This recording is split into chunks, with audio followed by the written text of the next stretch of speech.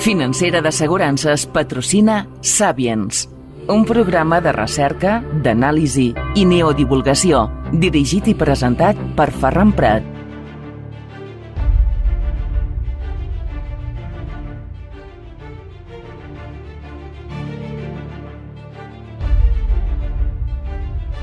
Salutacions, saludos, benvinguts, bienvenidos al Sapiens, welcome. Les habla su amigo Ferran Prat.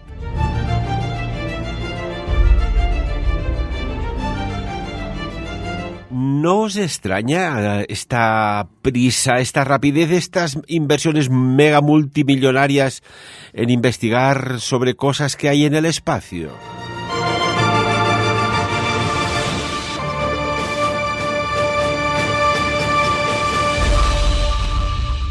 El futuro del espacio nos lo trae hoy aquí en Sapiens el químico e informático Xavi Cerro. Lo saludamos, Xavi. Hola, buenos días a todos. Espero que estéis todos bien y os encontréis muy llenos de salud escuchando nuestro programa. Hoy vamos al espacio, nos vamos a... Bueno, pues enlairar, que decimos en catalán, ¿no? Vamos a ascender, porque aquí se están conjugando muchas cosas y todas acaban con mucho dinero. ¿Qué está pasando exactamente? Mira, yo lo que hoy os traigo a vuestra reflexión, el tema que os aporto hoy, me viene un poco por el que hacen los ilusionistas, ¿vale? Los ilusionistas, los magos, son expertos en desviar la atención. El ilusionismo, gran parte de su arte precisamente es eso, ¿no? Desviar la atención. Que nosotros miremos donde ellos quieren, mientras donde no miramos ocurren cosas, ¿no? Ese es el arte del ilusionismo, ¿no? O sea, es algo que incluso los mismos profesionales lo dicen, que se dedican a eso, ¿vale? Son unos maestros de la psicología humana, de dónde hay que mirar, dónde no hay que mirar.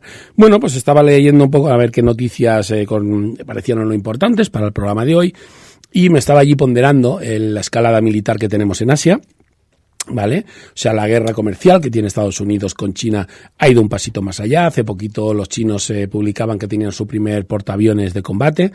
No son portaaviones de la Segunda Guerra Mundial, son portaaviones nucleares, con cazas de última generación, etc, etc, etc. Las últimas tecnologías. Bien, pues en las noticias salía que Japón también tiene ya su primer portaaviones. Recordad que después de la Segunda Guerra Mundial, Japón no puede tener un ejército, solo tiene fuerzas de autodefensa. Pero un portaaviones con aviones parece ser que es muy importante para la autodefensa. Es decir, bueno, ahí no voy a entrar a valorar. Vosotros, el que quiera saber la historia tras el final de la Segunda Guerra Mundial hasta ahora, pues verá, ¿no? Los nombres tan rimbombantes que se le dan para realmente tener como tiene un ejército, ¿no? Y un poco pues la escalada que hay allí, que a la vez es más, se está enconando, ¿no? Los chinos continuamente diciendo que, bueno, sabemos que son los reyes de la ingeniería inversa, y que, son capaces de coger cualquier aparato occidental, desmontarlo y volverlo a montar con mejores capacidades. Sabemos lo que hicieron con el Raptor, el famosísimo avión no tripulado de la CIA, que tienen uno que es mejor, que llega más lejos, que tiene más carga, que sus cazas de última generación parece ser que son mejores que los Raptor. Dicen que pueden detectar a los Raptor como si nada, que ellos tienen un sistema de invisibilidad para los aviones basado en plasma, que es la bomba y que ese sí que es indetectable. Es decir, ahí hay una serie de noticias, para aquí, para arriba, para abajo, que podéis ver en el ámbito militar, ¿vale? Que, están siempre pues diciendo la mía es más grande o la tengo mejor, ¿no? Hay una cosa que siempre hemos repetido en el programa de Sapiens de forma continua, ¿no? Es decir, los conflictos y las guerras son grandes precursores del desarrollo humano. Lamentablemente es así, es decir, los conflictos y las guerras son las que han propulsado precisamente pues innumerables cantidades de inventos y de tecnologías y de desarrollos, obviamente con fines militares al principio. Hemos hablado de la invención del velcro, por ejemplo, en la Segunda Guerra Mundial se inventó pues para poder pegar cosas al uniforme de forma rápida. El velcro hoy día es utilizado para todo en la ropa, es decir, ahí en la cantidad de ejemplos de tecnologías desarrolladas en la Segunda Guerra Mundial que se emplean hoy día en la guerra civil es interminable. Podéis buscar en Google artículos y la lista es interminable. Bien, aunque lamentablemente no podemos obviar esta capacidad creativa que tienen los conflictos, estos conflictos, su capacidad creativa a veces pasa inadvertida. ¿Vale? Y yo he querido levantar la vista porque hay otro campo de batalla donde Estados Unidos y China están batallando y no es puramente el geoestratégico político. Es decir, no se pegan tortas solo por controlar ese espacio de tierra o para imponer su voluntad en el comercio internacional. Hay un pez mucho más grande. Eso es pelearse por lo conocido. Indiana Jones. que acaba de hacer una película que es Abuelos al Poder, ¿no? Donde va el hombre por ahí repartiendo tortas como si fuera un jovenzuelo de 20 años y recibiéndolas como si fuera un boxeador entrenado. Indiana Jones, independientemente, no quiero hacer crítica de cine, Indiana Jones nos vende ilusión, nos vende búsquedas de tesoros, nos vende lo desconocido, el tesoro perdido de la ciudad de los aztecas, una calavera de cristal mega fantástica que hace posibles tus deseos, siempre va el arca perdida, ya lo hizo tan famoso, ¿no? Siempre va buscando ese objeto quimérico, lo extraordinario, ¿no? Lo que se sale de lo común y que sería el no va más, ¿no? El top de lo top. Esa búsqueda de lo extraordinario no la hemos dejado de tener nunca en la humanidad. Los humanos, desde tiempos inmemoriales, o hemos creído en dioses, ángeles y demonios, o hemos creído en tesoros mágicos, el caldero de oro al final del arco iris, los duendes, ¿vale? Cualquier cosa, pero no hemos dejado de buscarlo nunca. Es una cosa que es inherente a nuestra naturaleza y no dejamos de tener esas ilusiones, a veces fundadas o infundadas. Podríamos hablar de Verne. Verne era un señor que escribía ciencia ficción en su época. Luego no fue tanta ciencia ficción. Lo dices como si fueras a desayunar con él cada día. Hablamos de Verne. Hola, Verne, ¿qué tal? De Julio Verne, y tanto que sí. Claro, Julio Verne, pero al final es una persona que tendría que ser muy próxima a nosotros. Fue un visionario, ¿no? Sí, entonces... Permíteme, Xavi.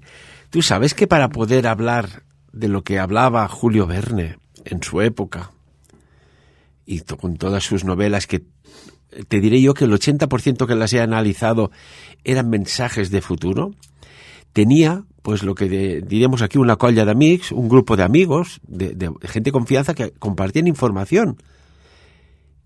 Y crearon la sociedad secreta La Niebla. Y allí se hablaba de cosas que, de alguna manera, él, de forma no velada, transmitía.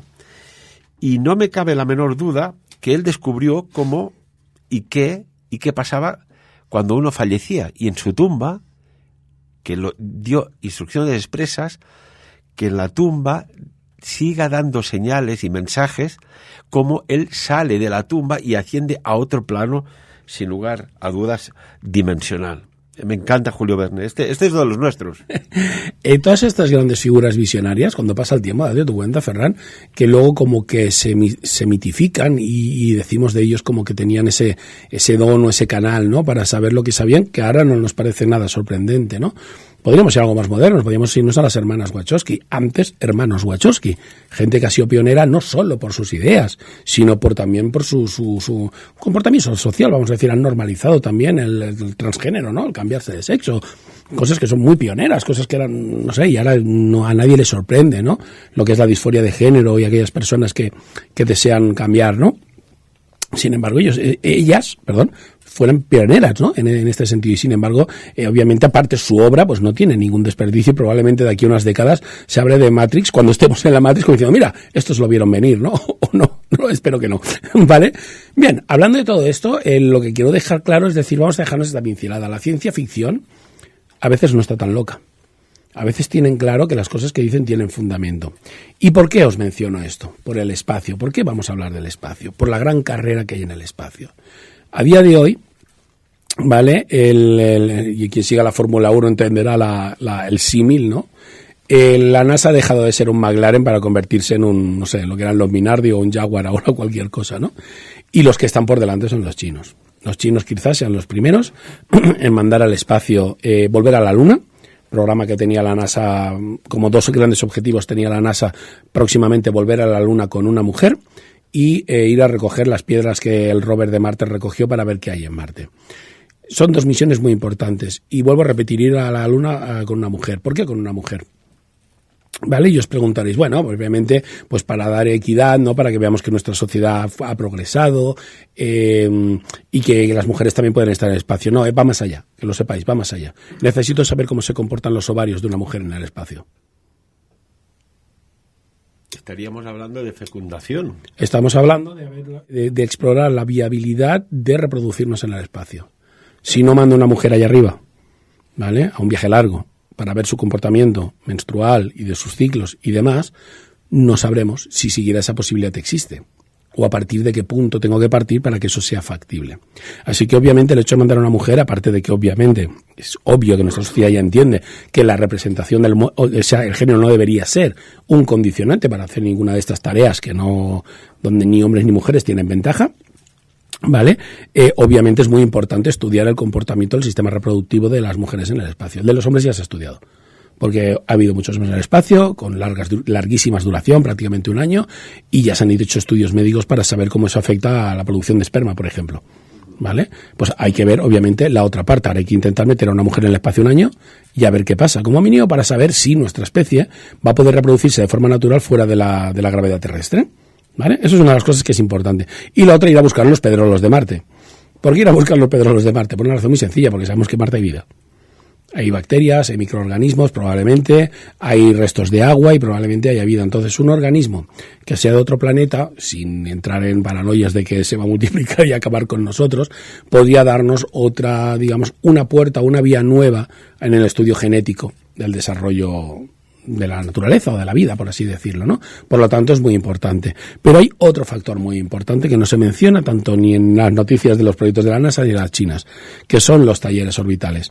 La semana pasada hablábamos del efecto Kessel, ¿vale? De ese protoaccidente que hubo el 28 de febrero entre 2 satélites que hubieran producido ese efecto dominó que casi nos deja sin poder mandar nada en órbita, y eso obviamente preocupa muchísimo porque aparte de, como decíamos, ¿no? Si se producía una degeneración y una destrucción de los satélites en órbita, pues aparte del GPS y las comunicaciones satelitales que perderíamos, se pierde una otra oportunidad muy importante. Imaginaros, y os voy a hacer el símil, lo vais a entender enseguida. Imaginaros que estáis en el antiguo Imperio Romano, todo su florecimiento, donde la Roma se consideraba lo más de lo más, la más cultural, la más abierta y tenía productos de todos los rincones del imperio. En Roma se podía comprar lo que quisieras de cualquier rincón del imperio. Allí lo podías comprar, los ricos podían comprarlo y eso era, digamos, lo más de lo más, ¿no? Decir, como idea decir, pues quiero desayunar patatas de Irán con, yo qué sé, con pescado de Argentina. Y te lo traen y fresco, ¿no? Es decir, eso es un símbolo de poder, ¿no? Vale, y de repente aparece uno que te vende una cosa que solo tiene él. Y que es muy deseada porque es muy buena. Solo la tiene él. Nadie más puede tenerla, nadie más puede reproducirla. ¿A qué me refiero? A materiales construidos en el espacio. ¿Vale? El espacio, ¿vale? Una de las cosas que vamos buscando hace mucho tiempo son hacer fábricas espaciales. Todavía no tenemos tecnología suficiente y fijaros lo que os digo, la robótica, la inteligencia artificial, porque obviamente no pueden haber obreros allá arriba, ¿vale? Y nuestros sistemas de subir y bajar del terruño es el planeta, son demasiado costosos como para que esos materiales se puedan producir en masa, pero en cuanto solucionemos el tema de subir y bajar, y ahí tenéis a SpaceX con cohetes reutilizables y cosas por el estilo, ¿vale? Construir en órbita puede ser el diferencial que te dé la llave para tener el nuevo superproducto. Cuando empezaron a finales de los años 20, 30, un señor dijo, vamos a meter aquí una especie de jarabe que tiene unas cosas que nadie sabe y le vamos a poner Coca-Cola. Y la vendía allí a 4 gasolineras del pueblo de al lado. Y obviamente, ¿qué es Coca-Cola hoy día? ¿Vale? En Estados Unidos es más de Pepsi, pero a nivel mundial es Coca-Cola. ¿Vale? Coged en vuestra mente cualquier producto de estos que es global, que es mundial. McDonald's, Coca-Cola, que es un producto que es de fórmula secreta, que solo uno tiene el poder para reproducirlo y que sin embargo toda la población lo quiere porque quiere ese y quiere lo auténtico. Una cuestión, Xavi, esto de la fórmula secreta Coca-Cola, ¿no será una fábula, una leyenda urbana? Porque claro, si lo que hay en la Coca-Cola es lo que hay, cualquiera que haya querido, coges el producto, lo desglosas, lo sintetizas y sabes de qué está compuesto. ¿Este secreto de qué se trata? Pues mira, muy sencillo.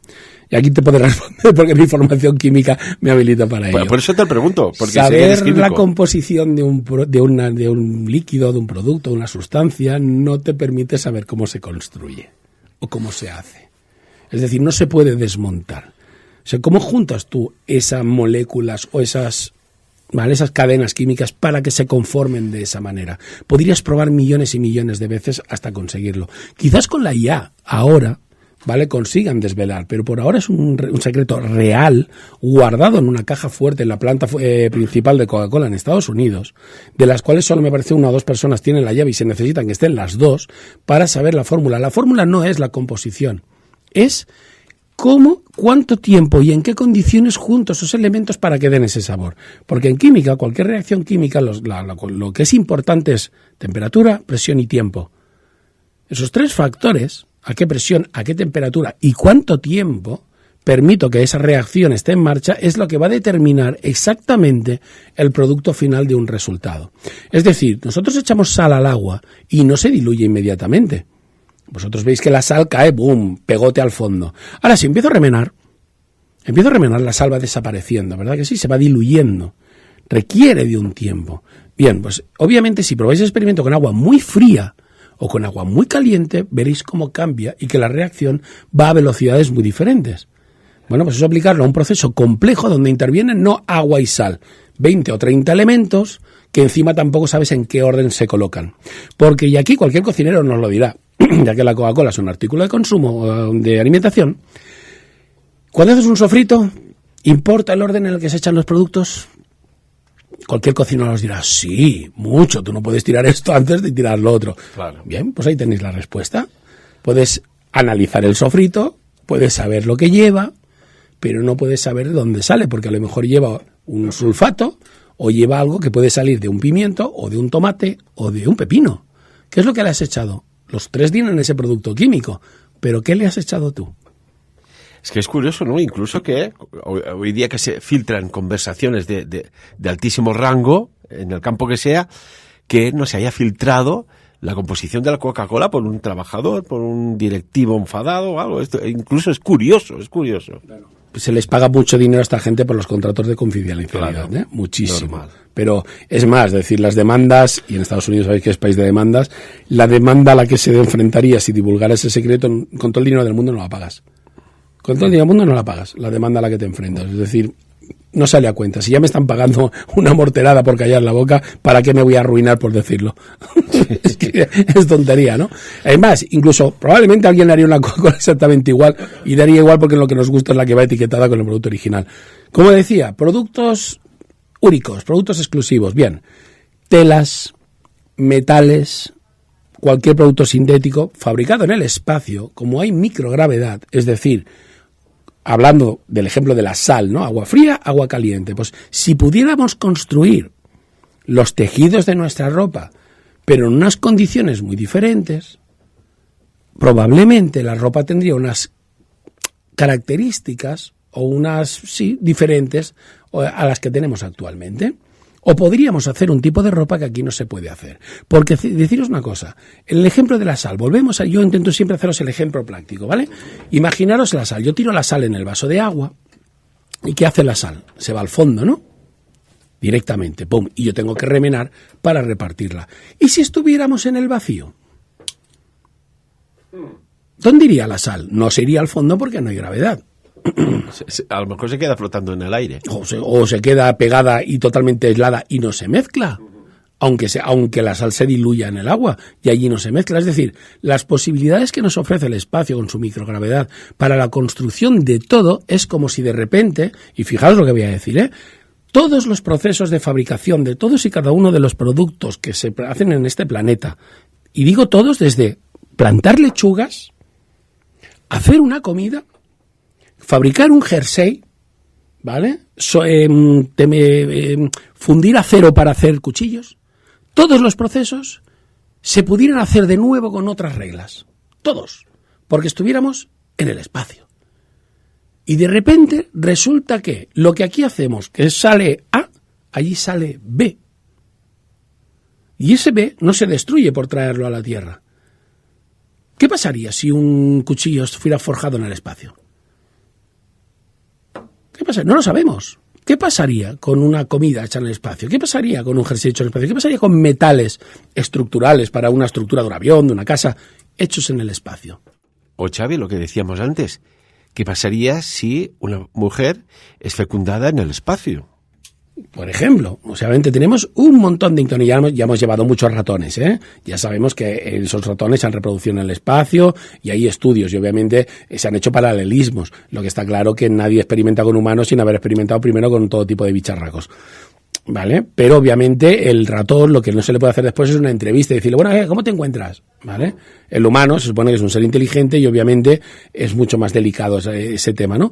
Pero se han hecho experimentos, pero no ha trascendido la información. No, porque realmente es algo que ahora mismo está fuera de foco. ¿Vale? Ilusionismo, lo que hablábamos al principio, ilusionismo.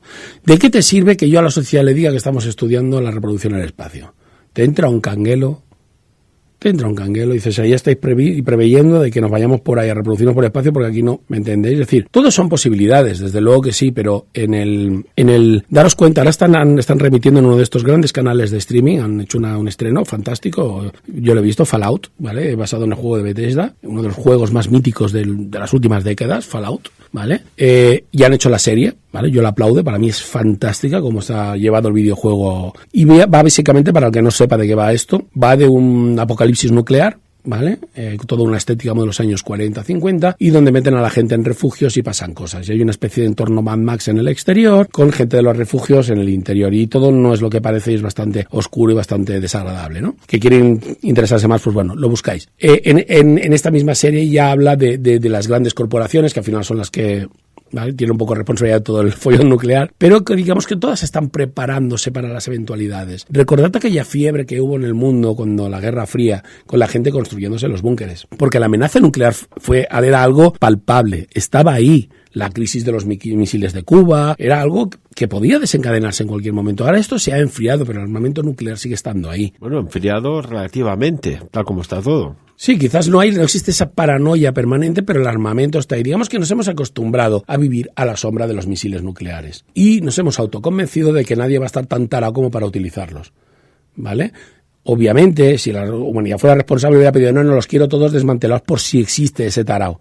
Por ahora hemos aceptado su existencia, el desmantelamiento de los misiles va de aquella manera, si no es que los reconvierten y van creando más, y la amenaza nuclear sigue estando ahí. ¿Vale? Bien, entonces hay que tener alternativas. Y una de las alternativas, por ejemplo, es la fabricación.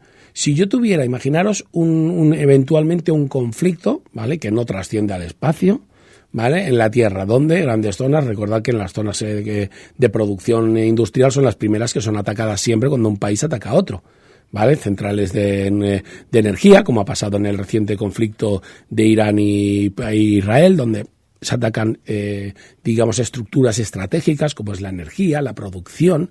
Si tú tuvieras fábricas en el espacio, tu producción se vería menos mermada. O sea, entonces, entendedme, el espacio es una carrera que sirve para intentar tener nuevos artilugios que nadie podrá tener, digamos, ser el propietario de tener el copyright de los nuevos productos o los nuevos materiales que nadie tendrá. Esa carrera estará ahí. Puede que la gane China, puede que pueda Estados Unidos, pero todos los demás irán detrás. Segundo, tener deslocalizada la producción de estos elementos clave fuera del planeta. Fuera del planeta. Y os aseguro que hoy día tecnológicamente es más fácil proteger una fábrica espacial que todo un territorio nacional, de cualquier tipo de ataque. De cualquier tipo de ataque. Xavi, la actualidad nos lleva a hablar, ya que hablas del espacio, has hablado de la Luna, de Marte, hay curiosidades en Marte que a mí desde jovencito que me llama mucho la atención, pero a día de hoy, y esto hace relativamente pocas horas, la NASA ha acusado a China de ocultar un programa espacial, espacial, subrayo espacial militar, porque parece ser, y según la Agencia Espacial Norteamericana, dice que hay actividades de China muy, pero que muy secretas detrás de la fachada civil. ¿Qué opinas al respecto? No, a ver, la NASA se autoerige como una entidad civil de exploración del espacio, ¿vale?, sin ningún tipo de vinculación militar, ¿vale? Todos sabemos que la USAF, la Fuerza Aérea Norteamericana, está detrás de la NASA, y lo que plantaron cuando fueron a la Luna no fue la bandera de la ONU, plantaron la bandera de los Estados Unidos, ¿vale? Entonces, a ver, cinismos los justitos. La NASA está al servicio de los Estados Unidos de América. Comparte con sus socios, los que considera socios en su momento, ahora mismo con la agencia japonesa y la europea, ¿vale? Algunas cosillas. Secretos, son los primeros que tienen secretos para parar un carro. Por ahí se ven las grandes polémicas que hay con todas las misiones Apolo, con lo que han desclasificado, con las supuestas fotos falsas de los rovers. Es decir, no es una entidad tampoco hipertransparente que digamos, que genera mucha polémica a su alrededor. Xavi, la verdad es que hay cosas curiosas. Yo, las personas, siempre digo, ya no vale estar despierto, sino que hay que estar informado. Tú coges el coche y lo dejas aquí delante de la radio mismo, un par de horas, y ya se llena de un polvito. A mí me extraña tanto que el servicio de limpieza de la rover, de estos ingenios y artilugios tecnológicos, que recorre la superficie de Marte o de la Luna, oye, la chapa está niquelada, tú. El servicio de limpieza, que no se ve, porque dices, oye, debe haber un sistema de limpieza. No, está siempre impecable. ¿Qué pasa aquí? ¿Qué opinas? Bueno, obviamente, si veis las fotos del rover, o hay un alienígena con un trapo limpiándolo allí, o hay algo que no cuadra para un rover que está en un desierto, ¿vale? Es verdad que es una de las fotos más. También el tema de los colores, el color de la atmósfera, el color de la bandera con las cámaras, el hecho de que en pleno siglo XXI sigamos recibiendo infinidad de fotos en blanco y negro, que ya tenemos fibra óptica, es decir, ¿tanto cuesta mandar una cámara a color ahí arriba? Es decir, la cantidad de, como decía, de polémica que genera esta entidad es enorme. Por lo tanto, el hecho de que los chinos, que tampoco son muy amigos de Occidente, guarden sus secretos para ellos, ¿a quién les sorprende? Lo que puede sorprender, o lo que es el toque de atención que nos hace la NASA, es que China tiene un acercamiento, una postura muy diferente en sus asuntos respecto a Occidente. Occidente, nosotros tenemos que justificar cada vez que hacemos una acción social importante, tenemos que hacer ver o hacer parecer que la libertad de las personas y sus intereses son lo que nos prima, lo que es lo fundamental. Con lo cual no somos muy descarados a la hora de subyugar al pueblo. Sin embargo, China, eso se lo trae al pairo. Es decir, si nosotros llega China y dice, no, si yo lo que voy a ir a Marte, lo primero que hacer es montar una base y montar cañones, para que se acerque a Marte los reviento. Marte es mío. Marte es mío. Porque soy el que puede defenderlo. Esto que acabo de decir, ¿vale?, nos tiene que sorprender. Más allá de la órbita baja de la Tierra, es el antiguo oeste. Allí no llegan las leyes. Aquello no es de nadie. Es del que lo coja y el que pueda defenderlo. Estaríamos hablando no del Far West, sino del Far Marte. Del Far lo que sea. Si nosotros queremos poner una base en Marte, o resulta que descubrimos una tecnología para terraformar Marte y darle, con el paso de los siglos, una atmósfera y etcétera, etcétera, ¿qué os pensáis? ¿Que se van a sentar en una mesa de buen rollito a repartírsela? ¿O que el primero que llegue impone su ley, mete baterías antiorbitales y al primer bicho que se acerque que no sea de mi país, lo vuelo en 1000 pedacitos? Porque Marte es mío, porque lo he colonizado yo, búscate otro planeta. ¿Esto puede pasar? Perdona, ¿cuántas veces no ha pasado a lo largo de la historia? Podemos cruzar el charco buscando las Indias, llegar a América pensando que son las Indias, ¿vale? Y luego meter yo allí mi cultura, mi manera, mi forma y cargarme a todo lo que haya vivo por allí.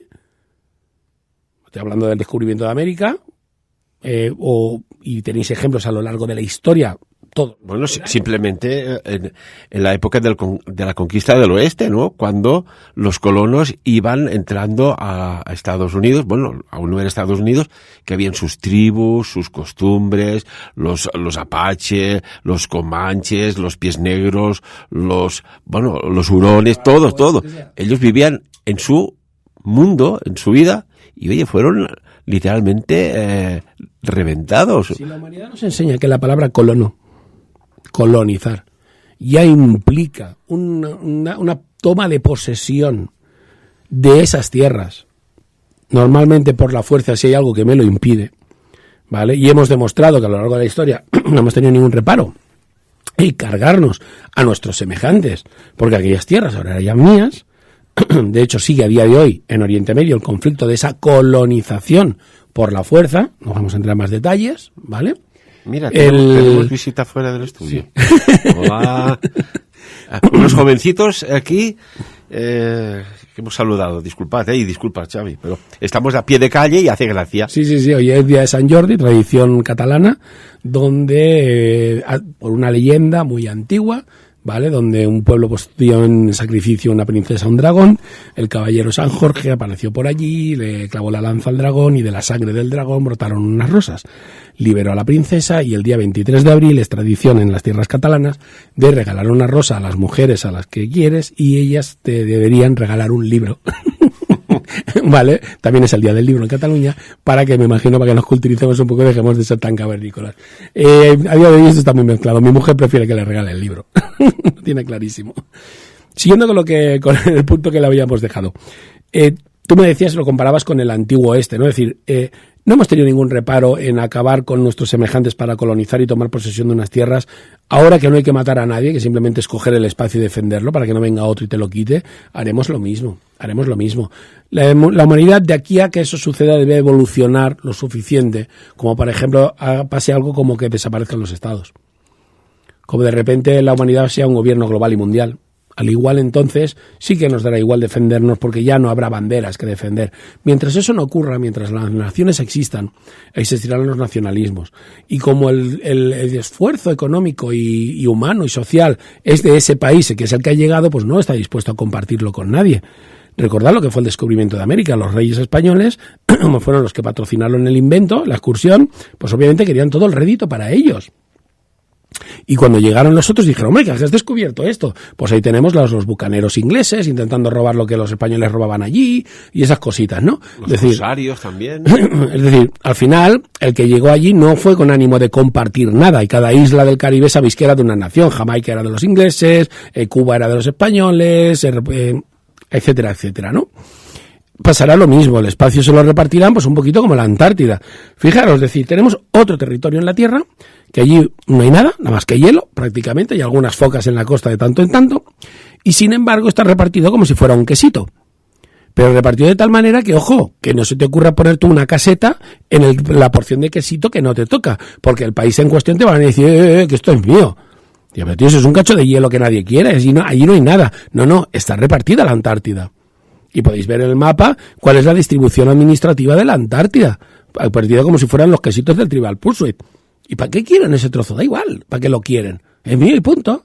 Por si nunca tengo que ir, yo que sé, hacer máquinas de hielo o nos quedamos sin hielo para los cubatas. No lo sé. La cuestión es de que ese afán de conquista, ese afán de tener cada vez más, eso no ha desaparecido de las naciones. Y obviamente se trasladará al espacio.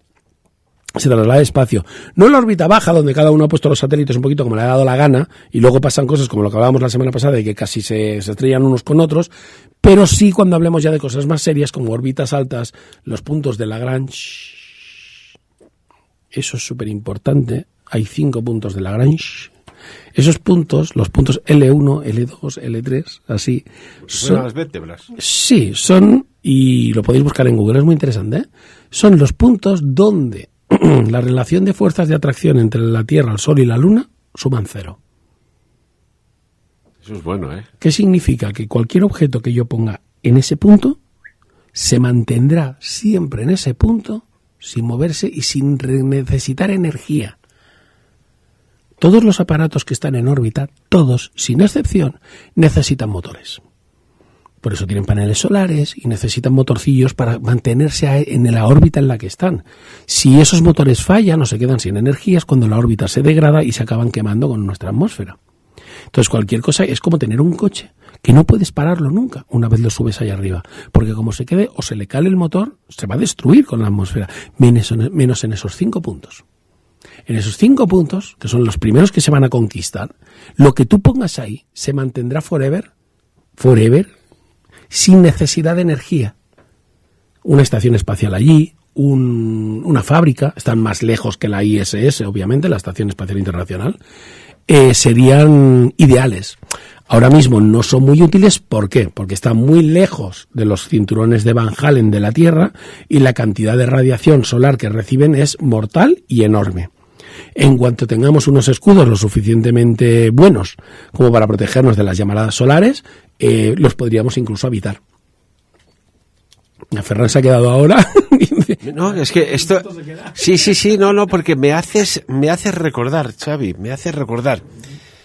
¿Tú sabes que hay una nave que orbita, no recuerdo la altura, que ha sido vista desde satélites y desde astronautas, que le llaman el Caballero Negro, que es una estructura que nadie sabe quién la puso ahí, nadie sabe si está habitada o no, qué función tiene y lleva miles de años orbitando alrededor de la Tierra.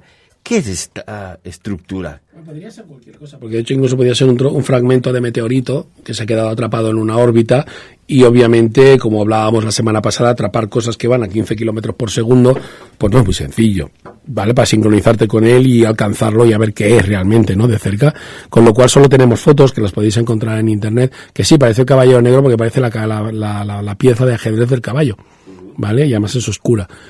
Por ahora simplemente es un misterio más de los que hay ahí fuera.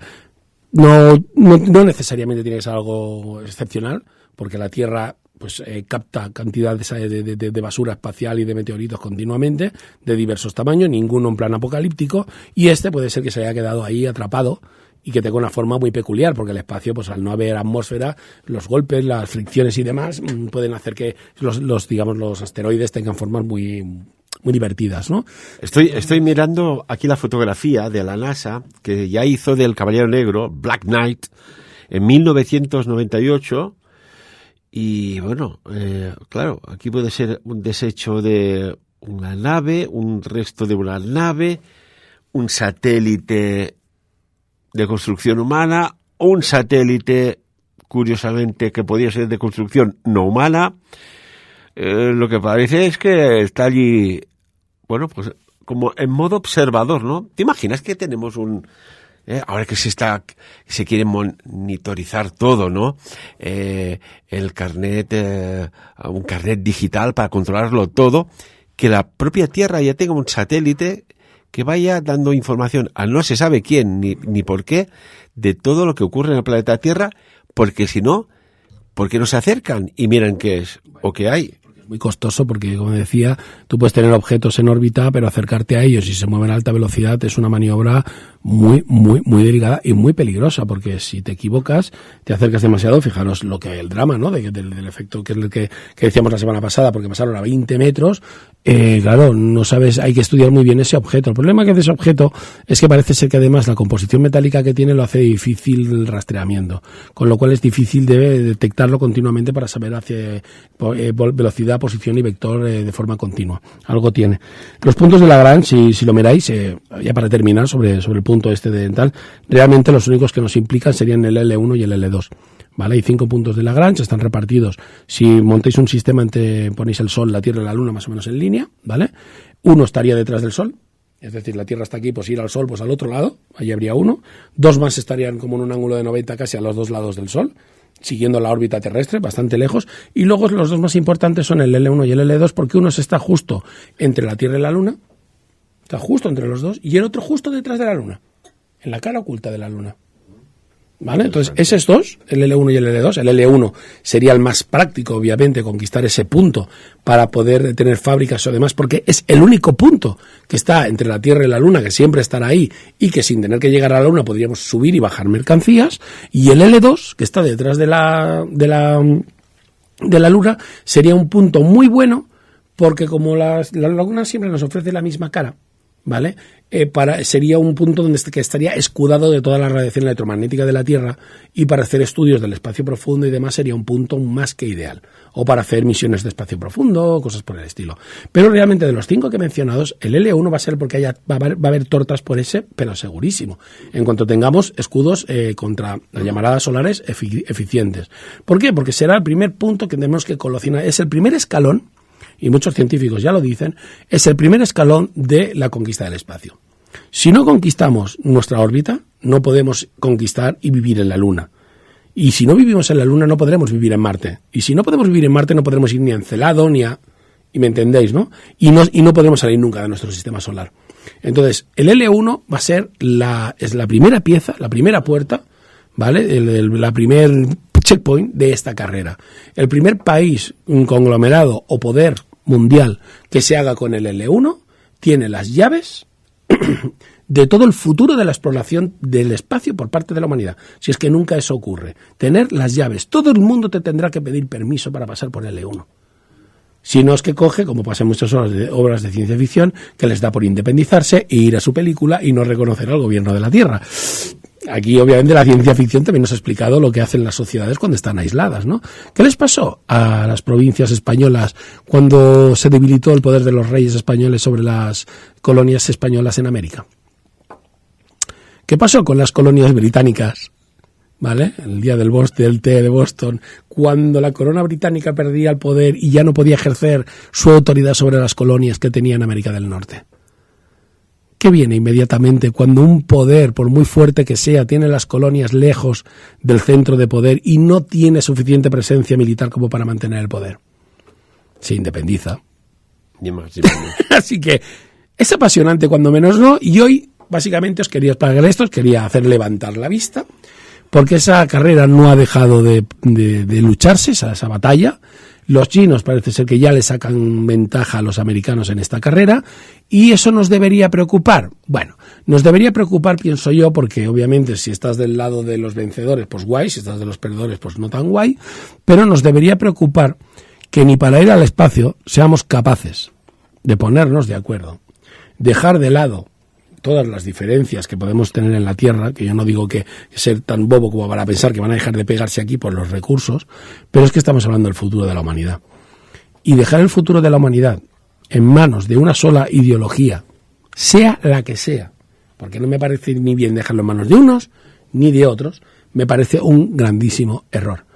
Porque si una cosa nos enseña la ciencia ficción, y creo que muy acertadamente, podemos ver Battlestar Galáctica, podemos ver Star Trek, podemos ver Star Wars, se habla siempre de gobiernos planetarios. El progreso, la propagación de la especie por el espacio, siempre parte de la base de un modelo de gobierno planetario, de unificación de todo un planeta en pos de un proyecto. Hace años que ya se habla, ¿no?, de una confederación galáctica que hay de diferentes civilizaciones. Veremos si con el tiempo esto, pues quienes lo decían, si era cierto o no. Una curiosidad sobre, ya que hablabas de China y sus avances tecnológicos y su tan, interesante exploración en el espacio, resulta que ya el primer atlas geológico de la Luna en altísima definición, superado a los que tiene la NASA, ya lo tiene China, ¿no? O sea que, fíjate, y cuando haces atlas, ¿para qué es? Para saber dónde hay cada cosa. Se descubrieron, curiosamente, una especie de orificios, de agujeros que entraban hacia abajo, que ya decían, allí se podían hacer bases o campamentos al resguardo de, pues, si hay tormentas solares o inclemencias más exteriores, ¿no? Que parece ser que hay como tunelaciones inferior. O, por ejemplo, lo que hay en Marte, Xavi, esto sí que es impresionante, y hace... creo que en el 2016 ya se fotografió. Sobre la superficie de Marte hay un monolito. Mira, te pongo aquí la fotografía para que la puedas ver. Un extraño monolito de centenares de metros de altura. Dices, pues vaya con la erosión más curiosa que tiene las superficies rocosas de Marte. Hay una cosa muy importante que acabas de decir, que es una cosa que creo que nuestros oyentes tienen que tener muy claro, y es que los primeros exploradores del espacio van a ser topos. ¿Vale? Van a ser topos. Daros cuenta que China, por ejemplo, es pionera también en la construcción de ciudades subterráneas. Si lo busquéis en Internet vais a ver que China tiene enormes ciudades subterráneas con todos sus servicios, complejos, hospitales, colegios, pero son todas totalmente subterráneas, ¿vale? Digamos que a un primer vistazo podríamos pensar que ese tipo de construcciones que realiza el gobierno chino serían pues un poco fruto de la paranoia de la guerra nuclear, diciendo, bueno, pues si yo meto las ciudades bajo tierra, mis ciudadanos podrán seguir viviendo, cerramos la tapa, ¿vale? Aquí precintamos y podremos seguir viviendo y resistir a un invierno nuclear, ¿no? Bien, esa sería la primera lectura. La segunda lectura es que la gente encargada de la construcción de esas ciudades no son del Departamento de Defensa, son del Departamento de Investigación Aeroespacial. Curioso, ¿no? La ¿Por qué? paradoja. ¿Por qué? Por una razón muy sencilla, porque volvemos a lo mismo. Más allá de la Tierra, ¿vale? Y lo reitero para el que quiera ser consciente de cómo está ahora mismo el panorama, más allá de la Tierra, de los cinturones de Van Allen, que son 2 cinturones de radiación que se producen por forma natural por la rotación del núcleo terrestre, que está desde hierro y níquel, y que gira a altísima velocidad y genera un campo electromagnético que nos protege de la radiación solar, fuera de esos campos, la radiación solar es muy intensa. Tan intensa que un cuerpo, un astronauta, si no se metiera dentro de una cámara de plomo de unos cuantos centímetros y recibiera de lleno una radiación solar, sería el equivalente a coger con las manos el núcleo de un reactor de fisión. La radiación acabaría con él, lo licuaría por dentro. Acabaría frito. ¿Vale? Hoy día hay métodos para predecir una erupción solar con bastante antelación, y las naves que viajen por ahí por el espacio tendrían que estar equipadas con ese tipo de cámaras de salvamento. Las misiones Apolo, cuando se lanzaron y se retrasaban tanto por una razón muy sencilla. Había que esperar a que los expertos del Sol nos dijeran que era una temporada de baja actividad solar. Y jugártela, porque no vas y vienes en 2 horas, a que no hubiera una erupción. Que tiene que ser mala suerte también que haya erupciones y que encima salgan en dirección a la Tierra. ¿Vale? Porque el Sol es muy grande. Pero se tiene que mirar el Sol. Es decir, tú no puedes salir de la Tierra, mirar hacia la Luna sin, como en un paso de cebra, mirar a la izquierda, mirar al Sol y decir, ¿qué? ¿Cómo lo tienes? Uy, está muy revuelto. No, mejor no vamos. Porque por el camino nos fríe. Uy, parece que está tranquilo. Venga, vamos y venimos. Eso es lo que a día de hoy hay que hacer. Porque no tenemos esas cámaras de protección dentro de las naves. ¿Por qué? Porque para tener una cámara de protección, el único material que ahora mismo conocemos que absorbe la radiación de una forma muy eficiente es el plomo. Pero el plomo tiene un problema, que es extremadamente denso. ¿Qué significa? Que pesa mucho. Y cada kilo que se pone en el espacio cuenta, tanto en precio como en combustible, como en otras cosas que no puedes llevar. Así que si quisiéramos subir una carga de 10 toneladas al espacio en una nave que llevara la cámara de protección, probablemente esa carga de 10 toneladas útil se reduciría a 100 kilos porque el resto lo pesa la cámara de protección. No me es viable hacer un viaje espacial para subir 2 maletas, ¿vale? Bien.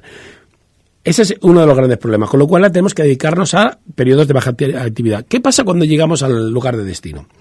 Marte ahora se ha postulado como interesante respecto a la Luna porque Marte al menos tiene atmósfera. Y aunque tiene muy baja actividad tectónica, tiene un núcleo similar al de la Tierra y tiene una cierta protección electromagnética. Bueno, y tiene los polos con hielo, hay hielo, se ha descubierto. Lo que nos interesa ahora mismo es la protección electromagnética respecto a las llamaradas. Tiene una débil protección, pero como está más lejos, también recibe menos radiación, con lo cual, bueno, parece ser incluso más viable que la Luna. Pero en la Luna sí que hay una cosa clara, está más cerquita.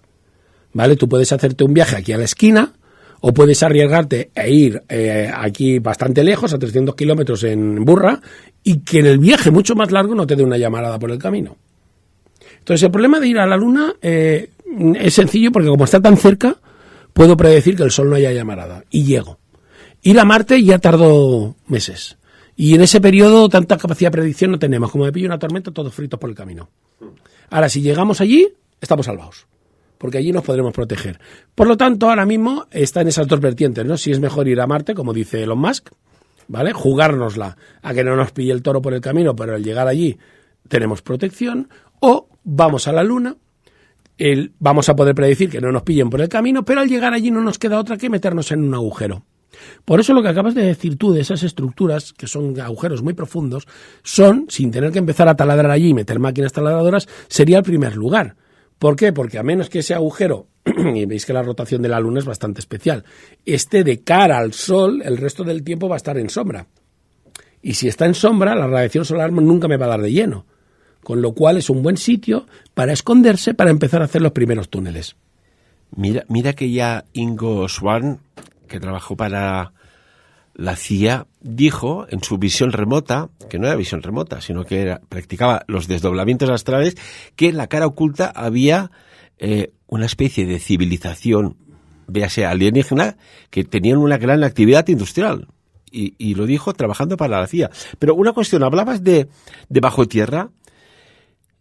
Finlandia tiene búnkeres, está tunelada bajo tierra para albergar prácticamente toda su población en caso de una emergencia nuclear en el exterior.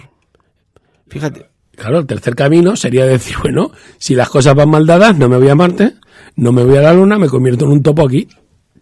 De hecho, incluso, y ahora aquellos que sois amantes de, digamos, de esas otras teorías, cuando hablamos de los profundos o de esas civilizaciones o esas grandes estructuras que hemos encontrado como en Turquía, esas ciudades subterráneas que tenían ventilación, que tenían capacidad para 30.000 personas, o sea, es porque parece ser, o sea, bueno, al menos los que creen en esta teoría, de que lo de esconderse bajo tierra para que pasen las cosas chungas no es algo nuevo, ¿vale? Recordad que también hay circunstancias, por ejemplo, el diluvio universal, ¿vale?, que sale en la Biblia, resulta que también está reflejado en otras muchas más culturas y en otras muchas más mitologías, ¿vale?, que no tienen nada que ver con el cristianismo, que están en diferentes partes del planeta, ¿vale? Es decir, si miráis el mito de la Atlántida y el tema del diluvio y lo buscáis desde el punto de vista estrictamente histórico, sin decir nada de decir es que es un cuerpo conspiranoico. No. Ese mito sale en muchas de las antiguas civilizaciones separadas por tantos miles de kilómetros que era imposible que se conocieran entre ellos.